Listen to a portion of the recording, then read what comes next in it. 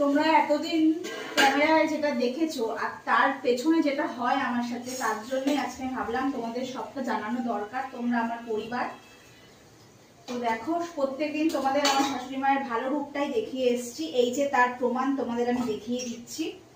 আজ থেকে আলাদা হয়ে গেলাম, ওর জন্য এই দেখো রান্নাও করছি আলাদা আলাদা।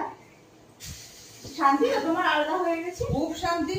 আমাকে তো তোর মানে এত তো রান্না করতে হবে না, আমি আমার মতো করে একটুখানি রান্না করবো, এটাই আমার শান্তি। সব কাজ হাফ হয়ে গেল। তুমি যদি একটুখানি রান্না করো তাহলে আমাকেও মনে করবে একটু রান্না করতে হবে, আমাকে এত এত বাসন মাজতে হবে। হ্যাঁ, এত তো বাসন মাজতে হবে। পরে কিন্তু আসবি না, একটু দরকারি বলে দাও আমাকে একটু।